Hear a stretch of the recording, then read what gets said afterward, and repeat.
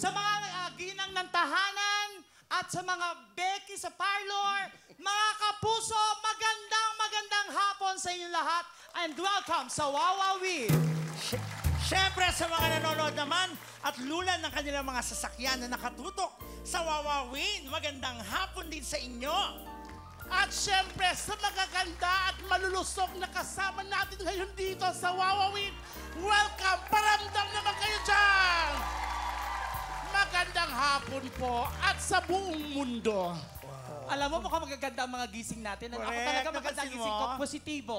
Tama. Oo, kasi kaya nag-animal print ako eh. Ay, at napansin ko lahat tayo animal print. Oo, ah. nag-compliment tayo. Oh, hindi kami nag-usap-usap, pero animal print. At ako talaga, feeling ko kaya ako nag-animal print kasi feeling ko ako yung pinakamagandang hayop sa balat ng lupa. Ay, Parang ano yan, Gloria Diaz, Rufa Gutierrez. talaga? Oo. Na paano naman kami? Ikaw hindi ko alam, ano ko ba? Psychedelic snake. Psychedelic snake. Oo, yung, hindi- yung baba, psychedelic snake. Oo. Tapos, buhaya yung muka. Ano to? Wow! Ang amo ng mukha mo eh, no? Hoy, bago mo ako pansinin, ito muna pansinin mo. Ha? Bakit ako? Ano ka ba? Ano ka ba? Leopard. Anong leopard? Hoy! Hindi ka leopard! Pag oso, oso! Actually, nagda-diet na ako ngayon. Wow. Oo. Anong klaseng diet? Sabi kasi ng dietitian ko, simula sa araw na to, kasi kayo sumasakit yung likod ko, simula sa araw na to, ang kakainin mo na lang, yung mga lumalangoy na hayop. Katulad ng? Baboy, tinuturoang lumangoy. Okay na tayo? Hindi naman yun. Nagtatanong lang ako para at least magaya nila. Kwento mo muna yung tatay mo. Ay, hindi. Kasi, hindi. Nung nakilala ko siya, meron siya pinagdaanan. Lumapit siya sa akin, umiiyak siya. Biyan natin siya. Hindi po, kasi po, naalala ko po, nandyan po kayo. Paano ko ito umpisa? Baho Kasi tawag dito, ayan. Pulis po kasi tatay ko. So, bata pa lang ako, alam ko na sa sarili ko na bakla ako. Kaso lang po walang chance para maamin kasi nga pulis tatay ko stricto. Nung 5 taon po ako, yun po ang pinakamasakit na stage sa buhay ko. Yung naghiwalay po yung nanay at tatay ko. At kaming dalawang magkapatid, Kuya Will, we have to choose kung kanino sasama. Dahil dalawa lang kayo magkapatid. Yung bunso kong kapatid na babae, sumama siya sa nanay ko. Bilang isang lalaking bakla, sumama po ako sa tatay ko.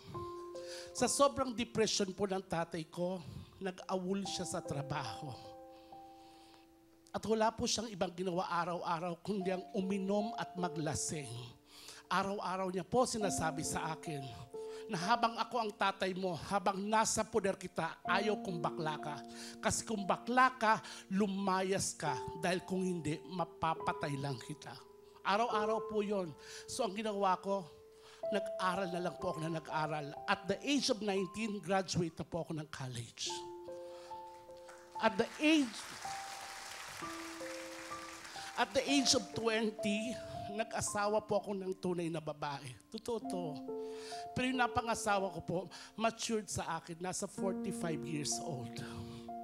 At hindi ko alam na may anak siya sa pagkadalaga. Dahil mahal ko yung asawa ko, kahit may anak siya, nakaidaran ko, tinanggap ko po yon.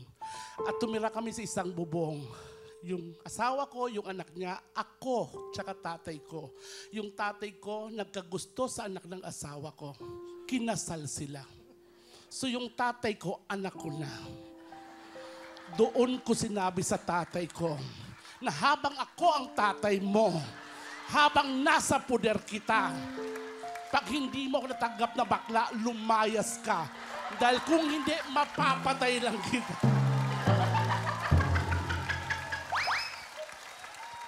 Kaya natanggap ako ng tatay ko, sa sobrang tuwa ng tatay ko, nagkaanak sila, ginawa nila akong ninong. So hindi ko na alam kung anong relasyon ko sa tatay ko. Kung tatay ko siya, tatay niya ako, kung lolo na ba ako, o kumpare ko siya.